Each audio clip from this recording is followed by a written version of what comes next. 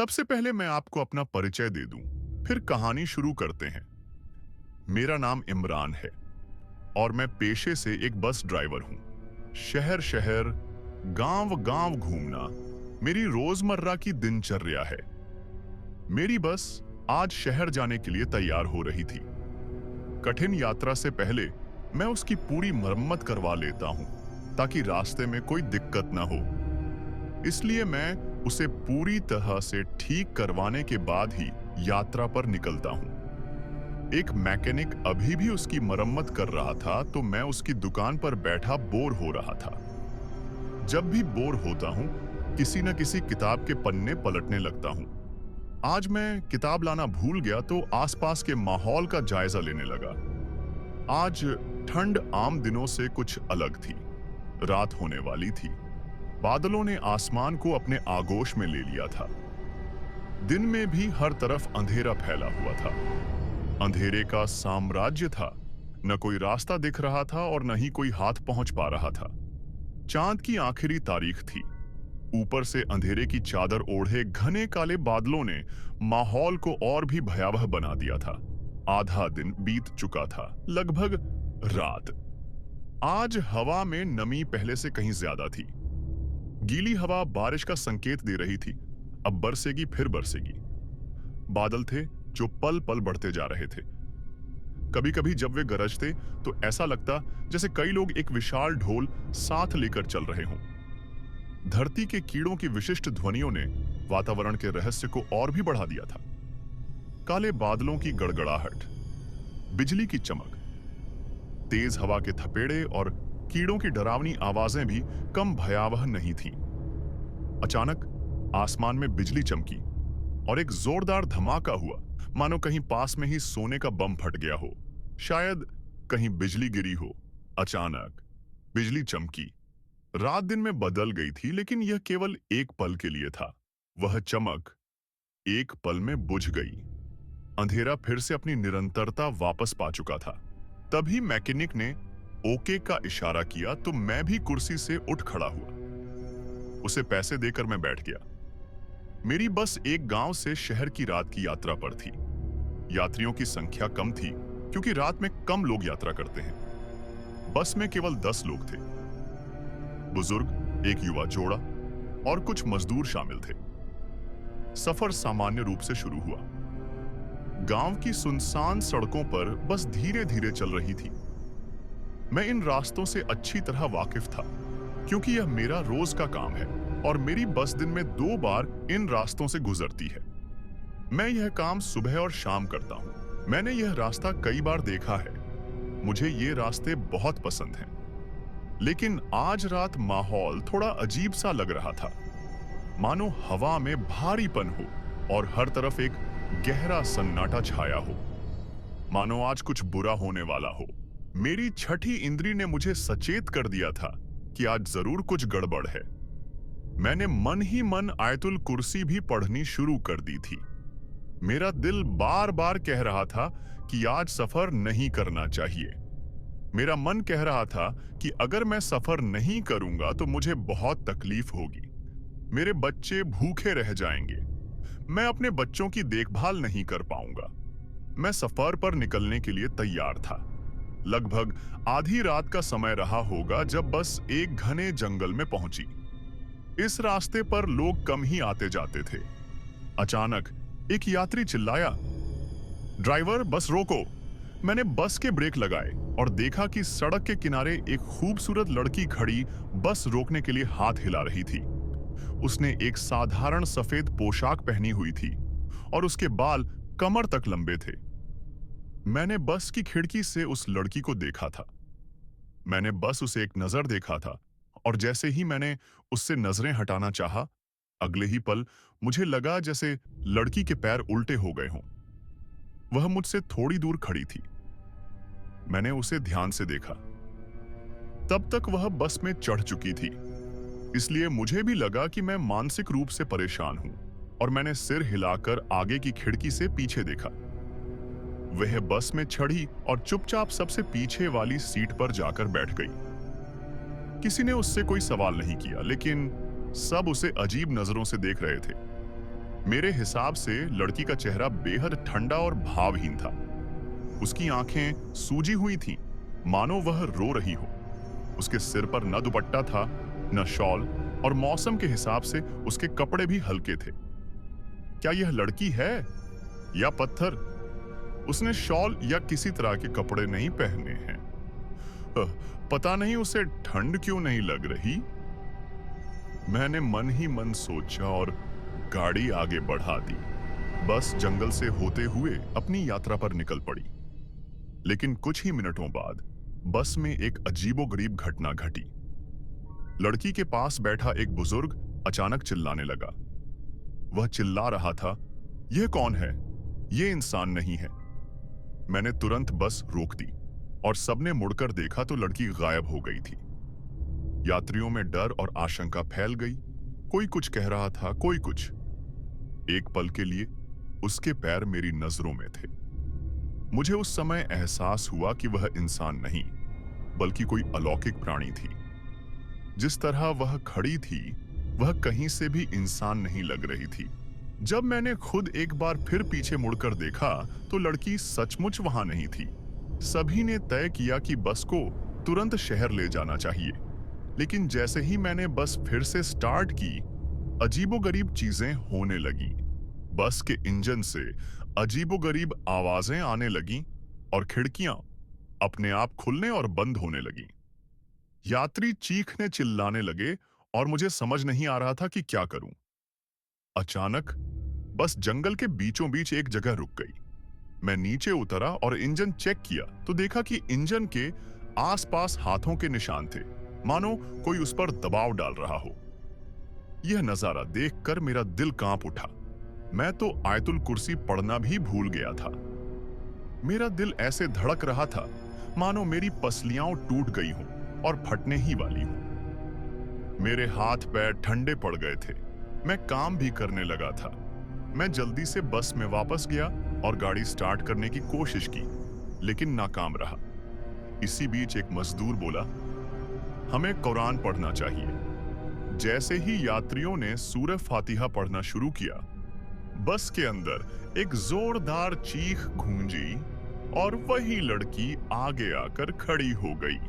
उसके चेहरे पर एक शैतानी मुस्कान थी। उसने कहा, तुम लोगों को यहां नहीं होना चाहिए। ये मेरा इलाका है, यहां से चले जाओ, वरना मैं तुम्हारा ऐसा हश्र करूंगी कि तुम्हें अपने होने पर भी पछतावा होगा। हम नहीं जाएंगे, तुम जो करना है करो, मैंने डरते हुए कहा और आयतुल कुर्सी पढ़ने लगा। लेकिन मेरे साथ ऐसा हमेशा होता है। डर के मारे मैं बीच में आयतुल कुर्सी पढ़ना भूल जाता हूं। इस बार भी ऐसा हुआ कि वह शेर बन गई। उसके बाद जो हुआ उसे मैं शब्दों में बयान नहीं कर सकता।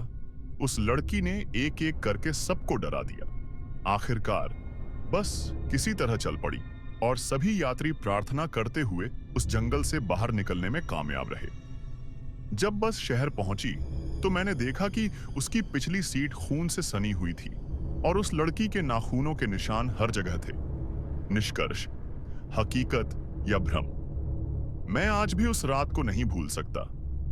मेरे हिसाब से वह लड़की कोई इंसान नहीं, बल्कि एक अदृश्य प्राणी थी जो उस इलाके की रक्षा करती थी। उसके बाद से मैंने वह रास्ता छोड़ दिया और कभी रात की ड्यूटी नहीं की। लेकिन मुझे यह जानने की उत्सुकता जरूर थी कि वह लड़की कौन थी और हमें क्यों डराती रहती थी। इस उत्सुकता ने मुझे कहीं भी चैन नहीं लेने दिया। मैं यह जानने के लिए बेचैन था कि वह कौन थी। आखिरकार एक दिन मैंने उस घटना की जांच करने का फैसला किया। मुझे लगा कि उस जंगल में जरूर कुछ ऐसा है जिसका खुलासा जरूरी है। मैंने अपने दोस्त कामरान से बात की, जो एक रिपोर्टर था और पहले कई रहस्यमयी कहानियों पर काम कर चुका था। कामरान ने कहा, इस घटना की सच्चाई जानने के लिए तुम्हें फिर से उस जंगल में जाना होगा, लेकिन इस बार सावधानी के साथ। कुछ दिनों की योजना बनाने के बाद कामरान, मैं और मेरे 2 अन्य साथी शब्बीर और साजिद उस जंगल की ओर चल पड़े।